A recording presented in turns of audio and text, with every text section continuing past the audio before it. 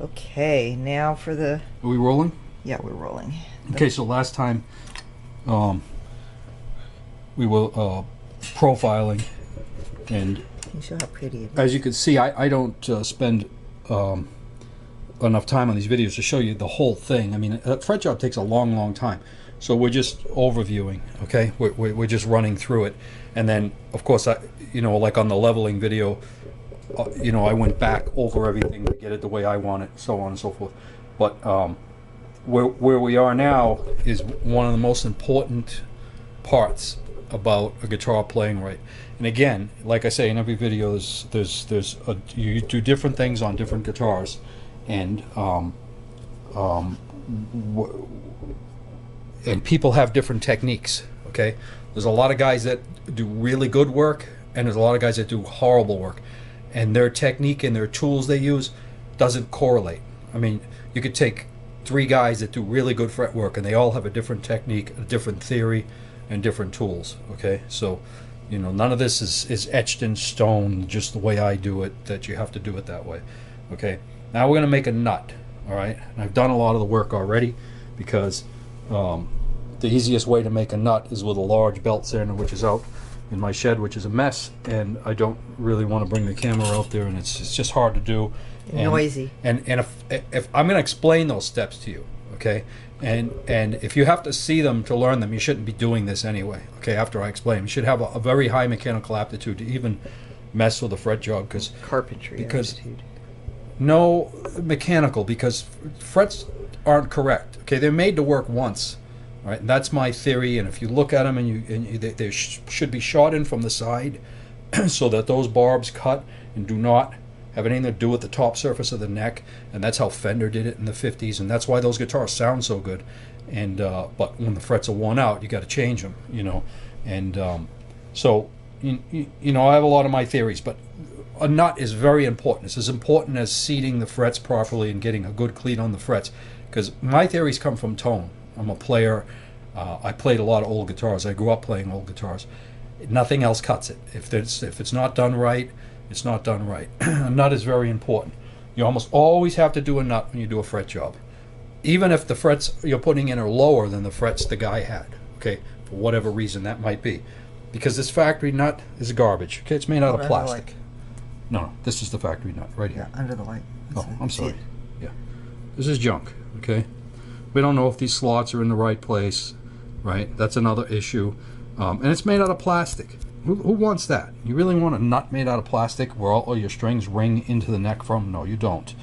In the old days, we used ivory. I used a lot of ivory. I know everyone's going to yell at me, but you killed elephants. We didn't know at the time. You knew it came from elephants. Well, yeah, but there was no big Pianos push too. About how bad it was. You know what I'm saying? It was things. I just bought it from local places. But the good news about you thought that it came from elephants is when I died started naturally using. in their Yeah, I sleep. thought they went out in Africa and saw a carcass and went, "Oh shit, here's some tusks, some ivory tusks," and that's where I thought it came from. All right. But well, you don't do that bottom anymore. line is, you're not Now you missing use this. anything. It's not like Brazilian rosewood. When it's gone, you're in big trouble because nothing else sounds any good. Bone actually, to me, sounds better than ivory, and I think it's harder. Most bone varies. It's all different. I don't want to get into a million things here. You think it'd be more brittle, right? This is a piece of bone from the front leg of a cow. Okay, if you want to get real picky about your cow. bone, if you want to get real picky about your bone, the front legs of the cow hold all the weight of the animal. Okay, so the bone gets stronger. So that's the strongest bone this in the is cow? the primo stuff right here. Okay. Okay, but you got to get it, and you got to cut it on a bandsaw. It's just a round chunk of bone, and you got to, as you can see, this one's not. Oh, so you didn't not buy it even in done blank yet, like that? You had to turn it into that? Right. Oh, really?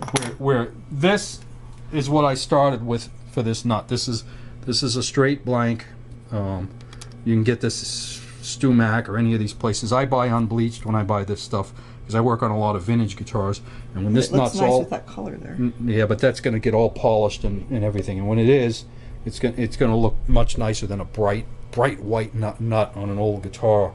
Okay. Yeah, that white is pretty bright. So this is how far I've come on this nut, but let's leave this for the discussion in a minute. So That's here's what you just did? Yeah, but it's not even.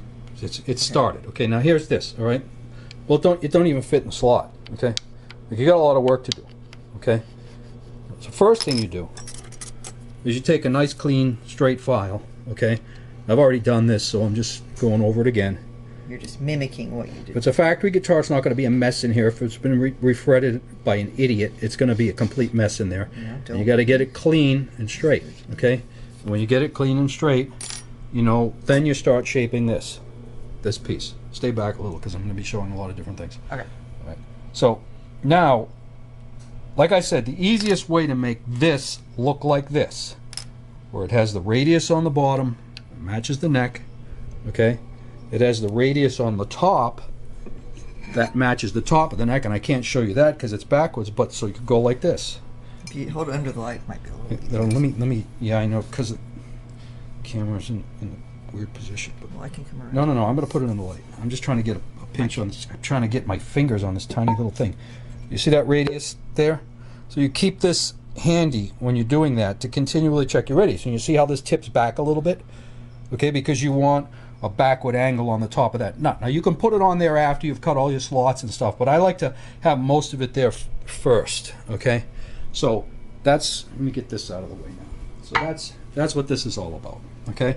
So you have a belt sander. If you can't afford a big, really nice belt sander, you can just buy a little handheld belt sander as long as the round part is accessible. If you can screw with it and get the guards off or whatever, because you're going to need that for this. All right, you need the round surface to make this. Inside curve. Right. Now, in the old days, I'd sit there in a vise and make a nut all by hand. It takes forever, okay? You can whip out a nut so fast with a 6x48 belt sander. It's very good. Okay, so anyway, it's obvious. I don't have to show you this stuff. You grind this, all right, until it matches this radius, all right? And then, of course, it's still going to be very tall. Now, next question you're going to have is, okay, so when I have this here, and it doesn't have the top on it yet, it only has the bottom on it, and it fits in the slot, okay? How do I know how tall I want that nut, okay? Well, I don't have a measurement for that. I don't use a measurement for that. Let me show you what I do, and it works all the time, okay? I take a flat pencil and just lean it about like this, and it gives me the perfect radius over the top of the fret. Now, you see, I took a lot more than that off, see, okay? Because it doesn't even touch that now. But that's what I did when this was tall and it fit in there. Okay? Then I go out to my belt sander and I start grinding that until I hit the line. Then when I hit the line, I'll take that, I don't want to do it to this nut, I'll take that on the radius on the side of my pencil and go like that. Okay? So now I have a new line, and it's perfect because it came off of that line. And I'll grind till that line's gone. And each time I do that, it might be too much information, but each time I do that and I put it back in, I'm going like this, and I'm squinting one eye and I'm looking down and I'm saying that's right or that's not right. Okay, so that nut's in backwards. Actually, this is the proper side, right? And if you look at that again, Michelle, you'll see that the nut is higher on this side than it is on this side. This is called like tilting your radius. Because the fat strings go The fat strings are bigger, and those slots are going to be deeper. Make a big, right. Okay. And an aggressive player like me will pop them things right out of the slot, and if the slots are too deep, right, it doesn't sound good. Well, obviously that, but I'm talking about even if they're in the right position to the frets. If there's too much bone around the top of them, it can mute the sound of the strings. You don't want, a whole lot of height. Now it's gonna come down some more even when I finish the top off, when it's all glued in and done and the slots are done. Okay. Next thing about a nut you're gonna want to know is, how do I get the spacing?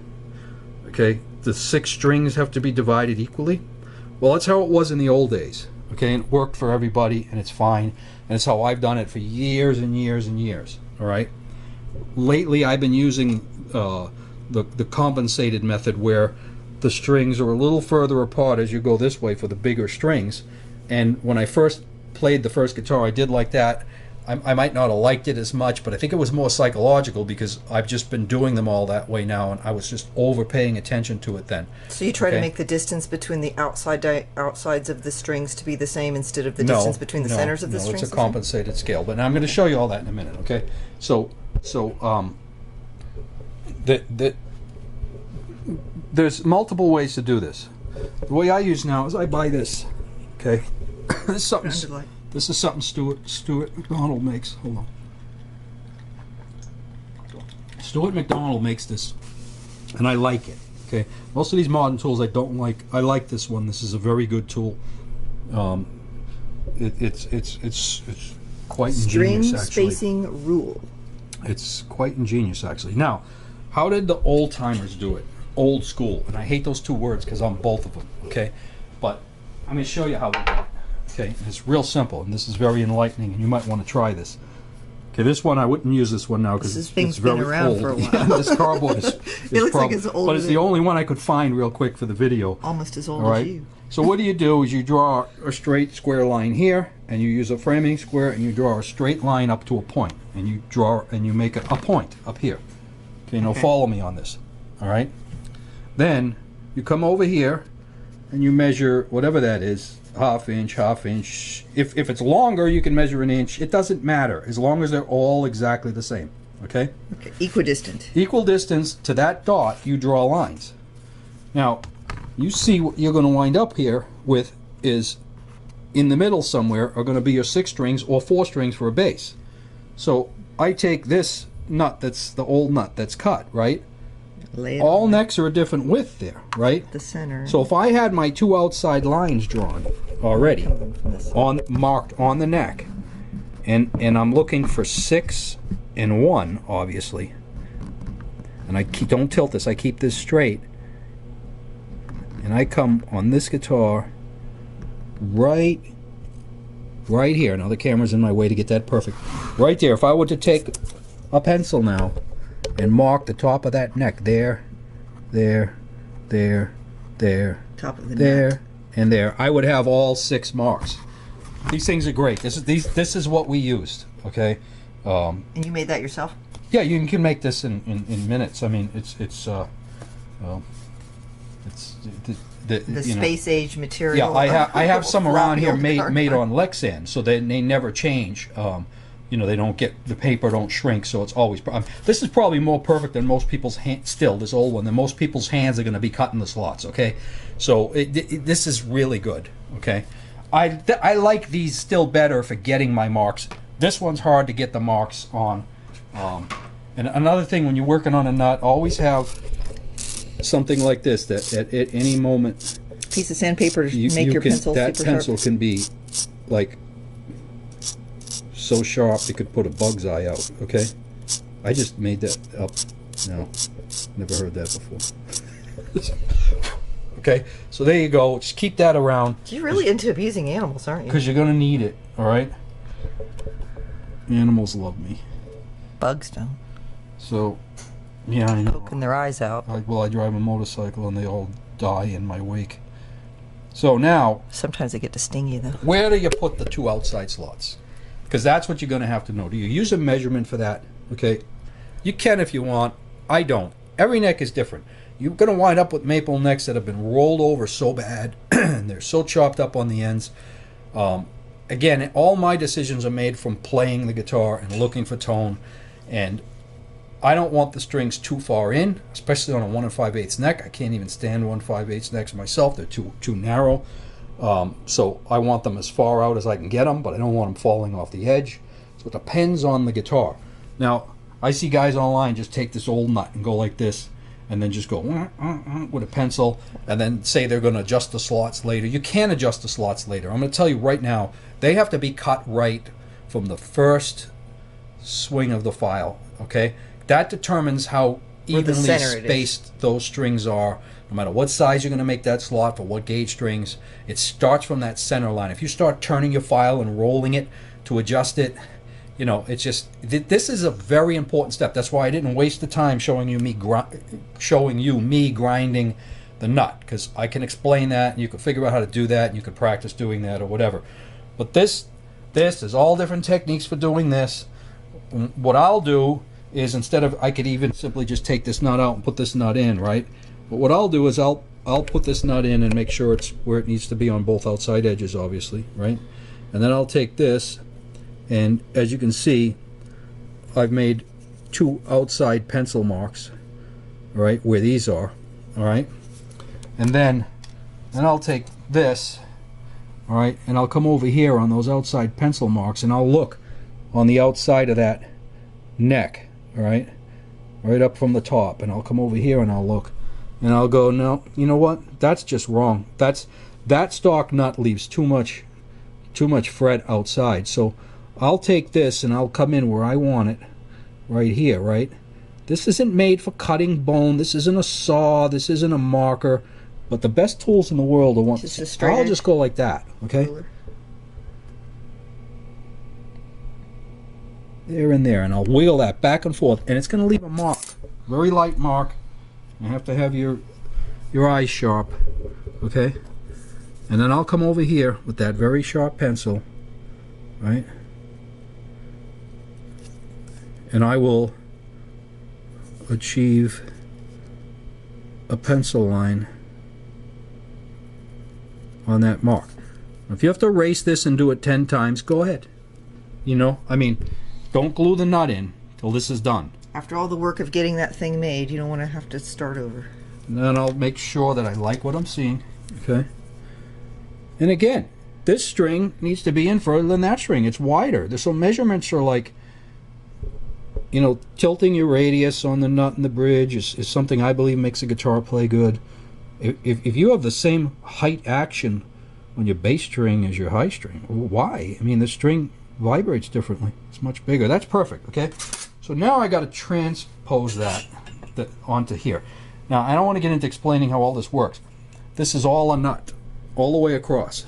This is the bass side, this is the treble side, which means if you take these long ones or the short ones, whatever, I'm going to use the long ones, and you find two of the long ones that count out 6, right? 1, 2, 3, 4, 5, 6. And as you can see, I just marked this one right before we turned the camera on to where I kind of thought would line up. All right, it would be this one and this one. We'll see when I put it on. I forget. But anyway, so this is what a compensated nut is and how it works. So you're supposed to lay it over the top of it and use those slots to... Yeah, but I find that doesn't work for me, okay? I don't like it. It doesn't work for me. And again, that you develop your own techniques working, and you'll see what does. Okay, those are the spots. Let me try these two.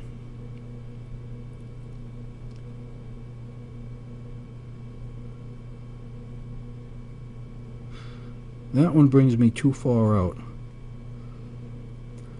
Now you get in the picture with this tool, no matter how wide your neck is, if you move it 1 notch or 2 notches or use the small notches, you'll find somewhere where those two...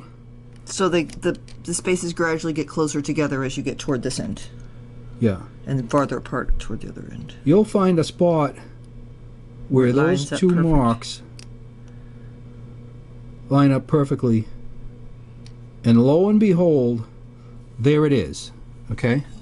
So, I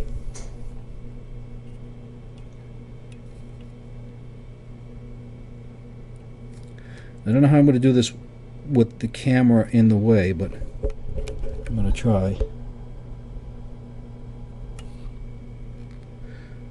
And again, you got to be very careful to just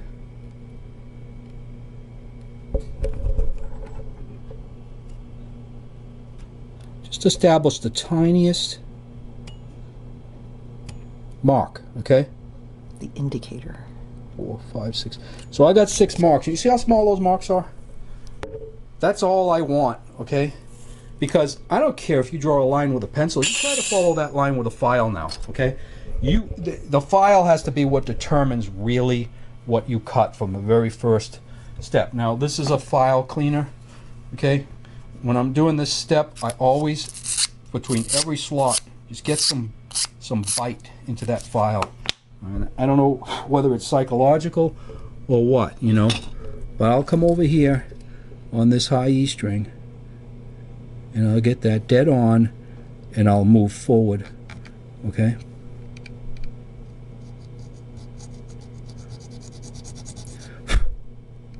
That's perfect, all right? I hope your dentist is this careful when he's building your crown. Yeah. And then I will I will cut that again. Okay. It's tough to work with the camera in a way. I'm trying to keep it. I don't need a big line because all I need to do is find the starting spot. The file is going to tell me where the mark is and where the string winds up. That's friggin' perfect. Okay. Now make a light mark because if you screw up, I was going to say if you foul up. Yeah, if you foul up, you can grind the top of the nut back off quickly because you don't have so much on there. In other words, your notch ain't that deep and you can start over. All right? But make no mistake about it. This is the most important part. I mean, every part of the job is important. But as far as the nut is key to having them is spaced concerned, properly.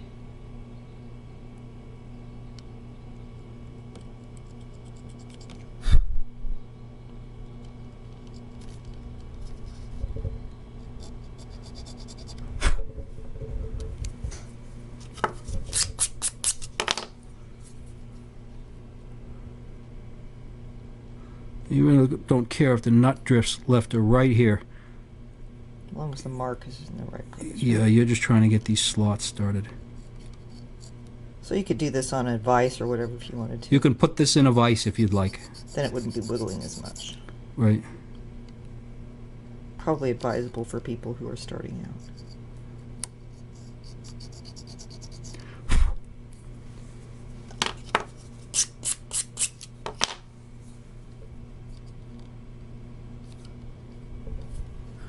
Yeah, I mean, if you've been working all your life on this stuff, you can use the guitar as a workbench. I mean, if you're nervous about it, don't do it, but don't over clamp it and break the thing when you put it in time. Yeah, I have 6 perfect slots now, compensated. See if I can try to catch this on the camera. That's good enough. Need an angle. They just need to see. If they see the process, they'll understand when they're doing it, how important it is. Okay. So now's when we don't have. I got to get some glue. We don't have a tremendous system for making videos with editing and all that stuff. Like we're live, raw, watch my unedited guitar video. Videos. It's just me and Michelle and nothing else. And so I might, you know, we don't have music in the background or words across the might front. have we might have to cut this video short unless this thing tacks up good enough for me to work with. Let's see. Well, we can always come back and do part 2 on the nut. Part 2 would be cutting the slots. Okay. You know, but so you're just getting a little dab of glue I in there. put alphatic resin glue. What is that right there? In here. It's just tight bond. Okay, tight bond. Low tech. And across the middle. No super glue. Why not? I don't like super glue on a guitar. I don't think it should be used on a guitar. It's hard for the next guy to work on the guitar. Epoxy's the worst. If your frets are epoxied in, just throw the guitar away. It's garbage at that point. Well, the neck. Yeah, unless it's a guitar that. Okay, now when you put provenance something in like alphatic resin glue, if you push down and back and forth, it's going to squish it all around and fill in all the gaps. well, it'll grab it. That's the great thing about it. I think I'm getting this on there. Okay, now I need a this.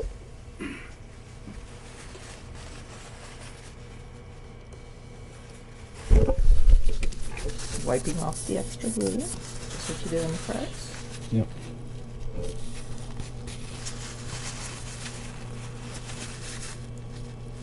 How long does it need to dry before you can do the other stuff? Yeah, a little while, but So we'll stop the video. not yet. Hold on. Okay. Now the alphatic resin lets me adjust this. And I'm using my fingers because I cut this perfect. So make sure it's flush on both sides.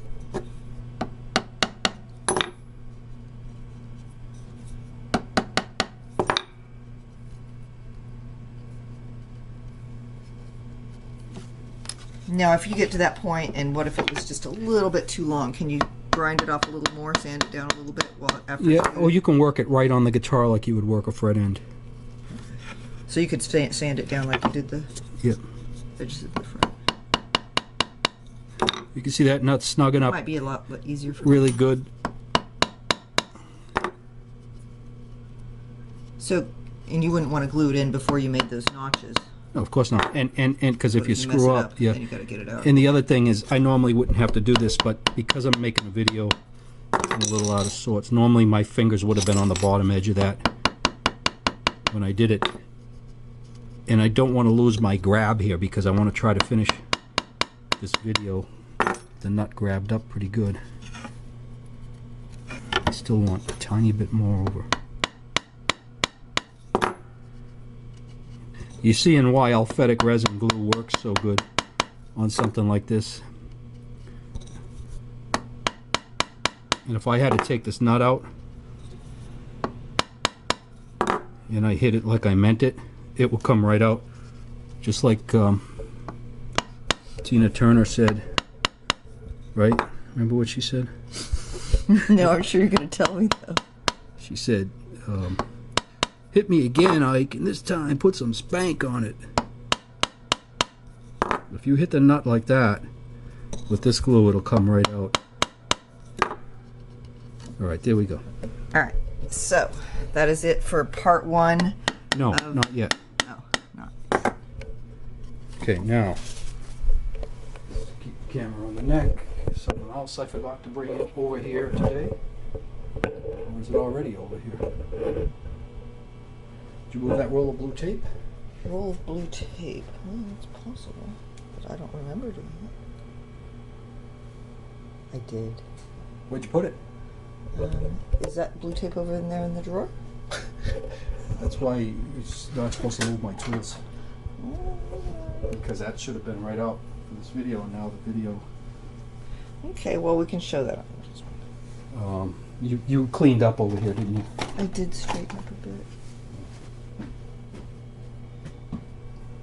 I might look like I'm working in a mess, but I know where everything is, and now I don't have that tape. I used to before I moved it. Do not have that tape now. I'm showing them. Oh, there's some other blue tape.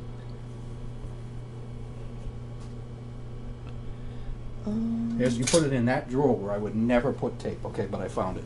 All right, so come back over here. Come back over here.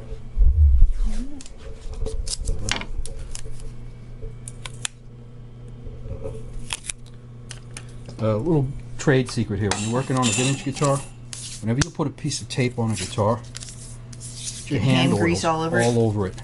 Because you'll pull that tape up, and that 65-year-old finish will be on this tape, and then you'll be trying to explain to the guy where his paint went. Okay, but you don't have to weakened the tape. Yeah, you don't have to do that on this guitar, but I just figured it was a good time to show you a little. Okay, so now we're not adjusting slots now. We're just going to rough cut the slots. Okay, so you're going to need various diameters for different gauge strings. Okay, so I'm starting with this one on the low E. All right.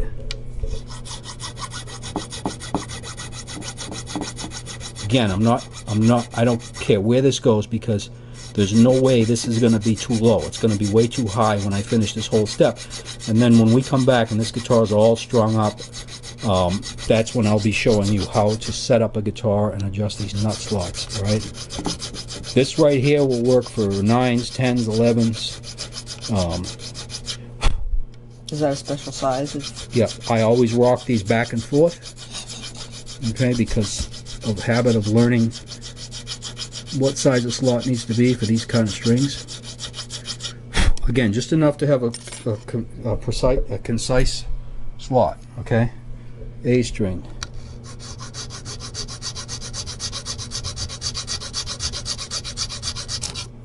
Depending on how much you're going to work the top of this nut now, of course, all right?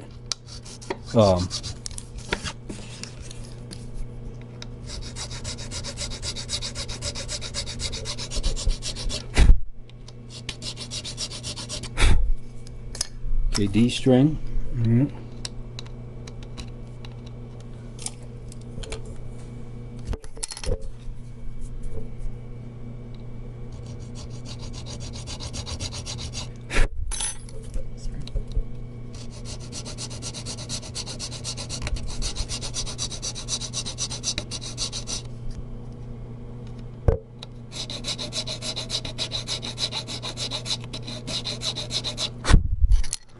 again, always get rid of the factory nut. But the only time you're ever going to use the same nut is, like, I'll have a guy that might want these frets, and you can't change people's minds of what they learned online, okay, but from a bunch of people on a forum that don't know nothing about nothing. What happens is, oh, stainless frets don't sound any good, or whatever. So the guy will play the guitar for a year and come back from a road tour and say to me, man, I wore those completely out. I go, yeah, you ready for stainless now? You know, what do you want to pay for a fret job every year? And they usually will finally go for it, you know.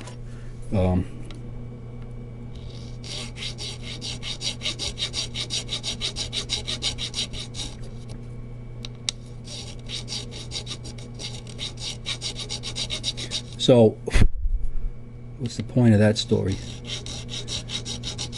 The point of the story is, if you really hate stainless frets and you play a lot, you're going to have to refret your guitar. All right, so why do people say they're bad? Okay, when I say these guys online don't know anything about anything, they might even be right, okay? But they're still wrong. I'm going to tell you why. If your theories of putting frets in are to grind the barbs away to put frets in, okay, then and to not have it fretted like a 1950s guitar where it's solid and cleated and sounds good, then if you put stainless steel frets in that way, they're so resonant, stainless steel frets. If they're loose, that guitar is going to sound like absolute shit. And I'm just going to tell you, if stainless frets are loose, regular frets sound horrible that way. That's so why we refret guitars properly. Is what you're saying. They're unforgiving, but if you put them things in right, if you cleat those things in, then all that ability to transmit vibration goes into the neck, and all of a sudden you'd be like, who says these things sound bad? These things are unbelievable. Because you got to find somebody who knows what they're doing, putting them in. If everybody's so scared to bow their neck backwards. I haven't seen a new guitar ever, I don't think, that if you loosen the truss rod on that guitar, it isn't bowed this way. And the most cleated fret job in the world will only bring it straight, and then the strings are going to pull it back down anyway.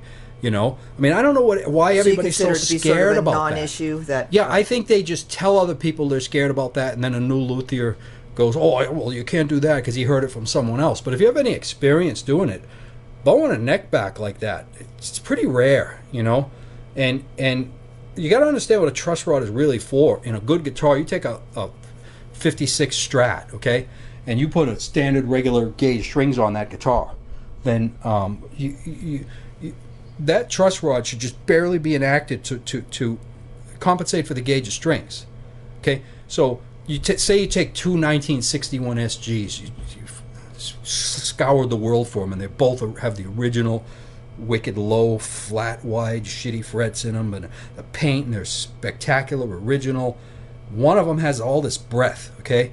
The other one doesn't. And you're like, well, what is it? Is it the wood? So you look at all that, right? And it's hard to tell what it all is. But I'm going to tell you one thing I know is, all right, not always on every guitar, but one thing that always rears its ugly head is if you take that guitar and you loosen that truss rod up, loosen the strings and loosen the truss rod, and that neck is bowed like this, and you're using the truss rod to make that neck straight before you deal with string tension, then you what have you got now?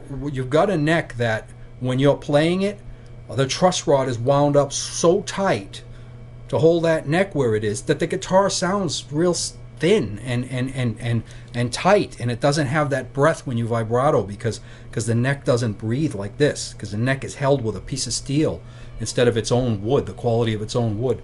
So you know, that's the theory with that. Anyway, next step, okay? Amy, I think you might have to get down. She can stay there. Next step. Say hi. Two more tools from over here. Amy wants to help. I can help too. I can help too.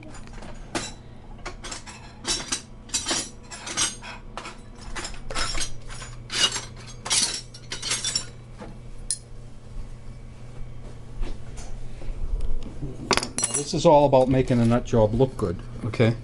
Nut job? I would have called it the top bridge. It's not a top bridge, it's a nut, okay? Everyone knows know. that, but you, because you don't play guitar. Okay, it's a nut job, whether you like it or not. You're a nut. It just doesn't sound so complimentary.